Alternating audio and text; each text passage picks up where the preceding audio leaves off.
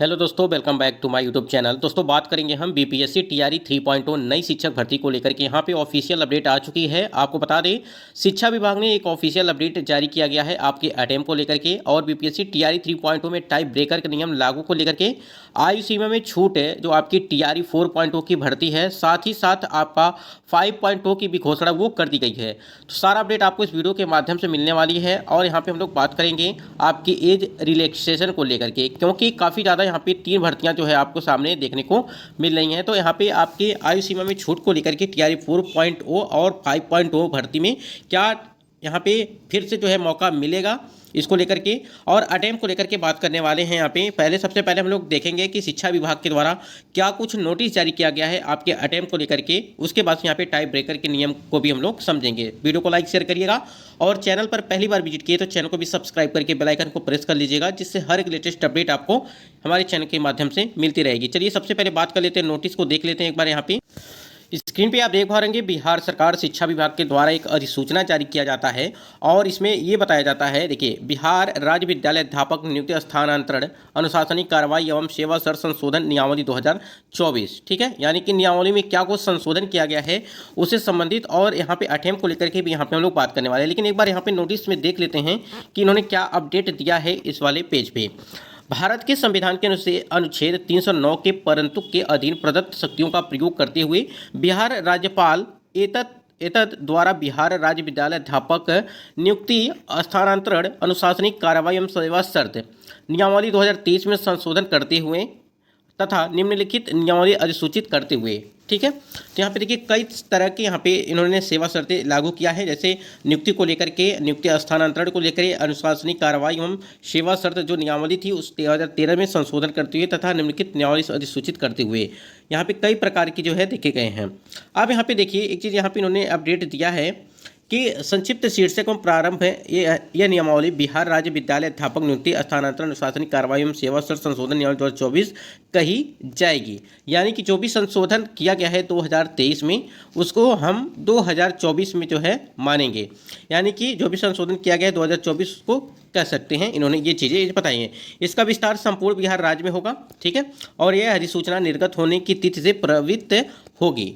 ठीक है, इस चीज़ को लेकर के उसके बाद देखिए यहाँ पे दूसरे में क्या कुछ अपडेट इन्होंने दिया था पॉइंट में कि बिहार राज्य विद्यालय अध्यापक नियुक्ति स्थानांतरण अनुशासनिक कार्रवाई एवं सेवा शर्त नियमावली 2023 के नियम 2 के उप नियम प्रधान शिक्षक का विलोपन बिहार राज्य विद्यालय अध्यापक नियुक्ति स्थानांतरण अनुशासनिक कार्रवाई एवं सेवा शर्त नियमावली 2023 के नियम 2 के उप नियम प्रधान शिक्षकों को विलोपित किया जाता है। ठीक है, यहाँ पे यानी कि प्रधान शिक्षकों को विलोपित किया जाता है।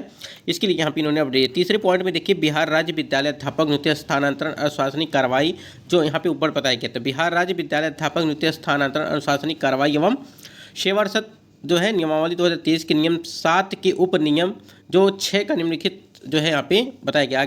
देखिए प्रतिस्थापन होगा। ठीक है, जबकि यहाँ पे पॉइंट नंबर 6 में दिया गया है कि कोई अभ्यर्थी इस नियमावली के अंतर्गत अधिकतम 5 बार परीक्षा में भाग ले सकेगा। देखिए ये नोटिस आपकी जारी की गई थी 15 मार्च 2024 को। ठीक है, यानी कि 15 मार्च 2024 को जो ये नियमावली में संशोधन किया गया और इस नियमावली के अंतर्गत जो आपके भर्ती होंगी, जो भी भर्ती होंगी, उसमें यही चीज़ बताया गया है कि कोई अभ्यर्थी इस नियमावली के अंतर्गत अधिकतम 5 बार परीक्षा में भाग ले सकेंगे। आप लोग को डर ये था कि बीपीएससी टीआरई 3.0 में हमें 3 अटेम्प्ट ही लागू किए गए हैं और बिल्कुल होना भी चाहिए, क्योंकि जब आपका नोटिफिकेशन जारी किया गया था टीआरई 3.0 का, तो उसमें साफ सा मेंशन किया गया है कि अधिकतम जो है आपको 3 बार, यानी कि अधिकतम 3 बार ही आपको इस परीक्षा में भाग मतलब ले सकेंगे। तो जो ये नियमावली बनाई गई थी 2023 में, इसको संशोधन किया गया था, उसको यही चीज़ वहाँ पे हमने अभी जो आपको बताया कि इसके 2024 में भी इसे मान्य किया जाएगा। यानी कि 2024 में ये चीज़ें आप इसको समझ सकते हैं, जैसे 2023 में लागू किया गया और उसके बाद 2024 में भी इसको यही चीज़ें रहेंगी जो आपको 2023 में देखने को मिली थी। तो यहाँ पे आप साफ साफ लिखा भी है कि इस कोई भी अभ्यर्थी इस नियमावली के अंतर्गत अधिकतम 5 बार परीक्षा में भाग ले सकेंगे। अब यहाँ पे एक अभ्यर्थियों का एक और भी कन्फ्यूजन ये है, क्या जिन्होंने फॉर्म अप्लाई कर दिया है, ठीक है, यानी कि फॉर्म अप्लाई कर दिया है, चाहे कोई भी शिक्षक भर्ती हो आपकी टीआरई से जुड़ी हुई, अगर फॉर्म अप्लाई कर दिया है और फीस पेमेंट हो चुका है, ठीक है, फीस पेमेंट हो चुका है और वो परीक्षा नहीं देने जा रहे हैं, तो क्या उनके अटेम्प्ट ध्यान दीजिएगा, क्या उनके अटेम्प्ट काउंट होंगे? तो बिल्कुल काउंट नहीं होंगे। जब तक आप परीक्षा में सम्मिलित नहीं होंगे, यानी कि परीक्षा में आप भाग नहीं लेंगे, तब तक आपके अटेम्प्ट वो काउंट नहीं होंगे, चाहे आप 1000 बार फॉर्म भरे हों। ठीक है, जब तक आप परीक्षा नहीं देंगे तब तक आपके अटेम्प्ट काउंट नहीं होंगे। इस चीज़ से आप लोग जो है ध्यान दीजिएगा इस चीज़ को। यानी कि अटेम्प्ट आपको 3 दिए गए हैं, लेकिन इस नियमावली के अंतर्गत जो है आपके अब 5 अटेम्प्ट जो है लागू किए गए हैं। ये चीज़ें यहाँ पे नियमावली में संशोधन करके ये चीज़ें बताई गई हैं। तो आप लोगों ने देखा कि अटेम्प्ट को लेकर के वहाँ पे नियमावली में संशोधन किया गया, जिसकी वजह से अब 3 अटेम्प्ट को लेकर के कितने काफ़ी ज़्यादा अभ्यर्थियों के मन में डाउट्स थे कि अब 3 अटेम्प्ट भी लागू किए गए थे, लेकिन यहाँ पे नियमावली में 5 अटेम्प्ट की बात की गई है और वो 15 मार्च 2024, ठीक है, इस चीज़ से, यानी कि 15 मार्च जो आपका यहाँ पे जारी किया गया लेटर उसके अनुसार। अब यहाँ पे समझिएगा थोड़ा सा यहाँ पे टाइप ब्रेकर को लेकर के क्या नियम लागू है। यहाँ पे टाइप ब्रेकर जो आपका बीपीएससी टीआरई 3.0 री एग्जाम है उससे रिलेटेड यहाँ पे टाइप ब्रेकर के नियम को थोड़ा सा देखना पड़ेगा आपको, क्योंकि काफ़ी ज़्यादा अभ्यर्थियों के टाइप ब्रेकर के नियम के अनुसार जो सिलेक्शन नहीं हो पाया था, तो इस चीज़ को आपको ध्यान देना है और उसके अनुसार आपकी जो तैयारी है वो चीज़ें करनी है। यहाँ देखिए एक चीज़ यहाँ पे इन्होंने बताया था कि टाइप ब्रेकर होता क्या है, इस चीज़ को पहले समझ लीजिए। अगर मान लीजिए आपने टीआरई 3.0 की जो है परीक्षा दे दिया है, ठीक है, और सिलेक्शन आपका कैसे होगा इस चीज़ को देख लीजिए। देखिए इस बार टाई होने पर पहले भाग 3 जैसे आपका रेशियो रखा गया है, यानी कि नंबर्स रखे गए हैं इस प्रकार से हैं जो यहाँ पे, ठीक है। देखिए टाई होने पर पहले भाग 3 में विषय वाले प्रश्नों में आए अंकों के पैमाना बनाया जाएगा, यानी कि इसकी बात हो रही है 80 नंबर की, ठीक है। इसके अनुसार यानी जो भी आपका सब्जेक्ट है उसके आधार पर अगर मान लीजिए आपका 45 नंबर है, यहाँ पे समझिएगा, मान लीजिए आपका 45 नंबर है और मेरा भी 45 नंबर है, दोनों लोगों का नंबर बराबर है, तो इस नंबर के अगर ये नंबर बराबर 80 में आपका 45 आता है, मेरा भी 45 आता है, तो दोनों का इक्वल हो गया, ठीक है। उसके बाद समझिएगा पैमाना बनाया जाएगा। विषय समान अंक होने की स्थिति में भाग 1 के क्वालिफाइंग वाले हिस्से में आए अंक को आधार बनाया जाएगा। यानी कहने का मतलब ये है जो ये क्वालिफाइंग मार्क्स है आपके 30 नंबर के, पहले तो यहाँ पे विषय को लेकर देखा गया, अगर विषय में कॉमन है यानी कि दोनों के नंबर बराबर हैं तो फिर इसको देखा जाएगा, यानी कि क्वालिफाइंग नंबर को। मान लीजिए क्वालिफाइंग नंबर जो पेपर है वो 30 का है और इसमें 9 नंबर मान लीजिए आपका भी है और 9 नंबर मेरा भी है, ठीक है। या मान लीजिए आपका 9 नंबर है, हमारा यहाँ पे 10 नंबर है, ठीक है, यहाँ पे 10 नंबर है, तो यहाँ पे वरीयता हमको मिलेगी, यानी कि मेरा 10 नंबर है, इस वजह से यहाँ पे सिलेक्शन मेरा होगा। अगर यही 9 नंबर अगर रहेगा, यानी कि क्वालिफाइंग पेपर में भी मान लीजिए अगर बराबर हो जाता है, तो उसके बाद से क्या होगा, यहाँ पे देखिए क्वालिफाइंग वाले हिस्से में आए अंक को आधार बनाया जाएगा और उसमें अधिक अंक लाने वालों का चयन होगा। वहीं समान अंक आने पर उम्र में भी समान होने पर नाम के प्रथम अंग्रेजी वर्णमाला के अंकों को आधार बनाकर मेधा सूची जगह दी जाएगी।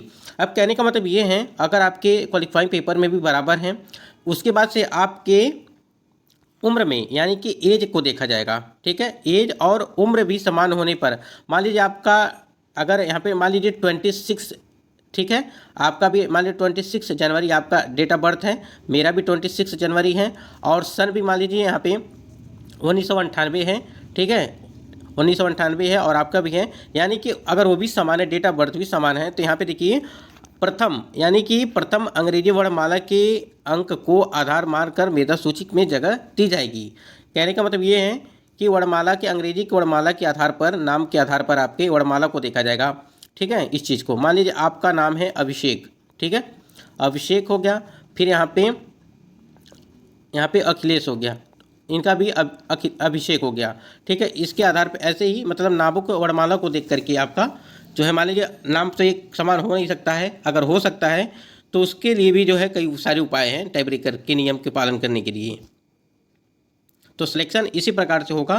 तो देखिए यहाँ पे काफ़ी दिक्कत हो जाती है, बहुत सारे कैंडिडेट ऐसे थे जो आपके टीआरई 2.0 की भर्ती में देखने को मिले और 1.0 में भी इस प्रकार से देखने को मिला था। लगातार भर्तियां आपकी आ रही हैं, जैसा कि आपको अपडेट मिला होगा कि ये स्टेट की परीक्षा जो है वो 20 से 30 मई के बीच कराई जाएगी और टीआरई 4.0 की भी घोषणा कर दी गई है। 24 अगस्त को आपका पेपर है और सितंबर यानी कि 24 सितंबर को आपका रिजल्ट है। साथ ही साथ आपका 5.0 का भी यानी ओ का भी यहाँ पे घोषणा कर दी गई है, ये भी साल के अंत में यानी कि नवंबर दिसंबर में वो भी आपका करा दिया जाएगा। तो आयु सीमा में छूट को अगर बात करें तो देखिए आपको आयु सीमा में छूट बिल्कुल मिलेगी, चाहे टीआरई 4.0 हो चाहे 5.0 की भर्ती हो, इन दोनों में आपको मिलेगा। अगर टीआरई 3.0 में नहीं मिला तो इसमें निश्चित तौर पर आपको मौका दिया जाएगा, क्योंकि देखिए टीआरई 3.0 की बहुत ही जल्दबाजी में भर्ती करा ली गई, क्योंकि उनको सप्लीमेंट्री रिजल्ट देना नहीं था, इसलिए जल्दबाजी में ये भर्ती करा दिए, जिससे कोई भी अभ्यर्थी इसके बारे में चर्चा न करें। तो देखिए सभी लोग तैयारी करते रहिए, बाकी अपडेट आपको दी जाएगी। अटेम्प्ट को लेकर के हमने बात किया कि शिक्षा विभाग के द्वारा क्या अपडेट दिया गया, अटेम्प्ट को लेकर के नियमावली में संशोधन किया गया। तो दोस्तों आज की वीडियो में बस इतना ही, मिलते हैं नेक्स्ट वीडियो में। अगर आपका कोई सवाल है तो कमेंट सेक्शन में जरूर कमेंट करिएगा। तब तक के लिए जय हिंद।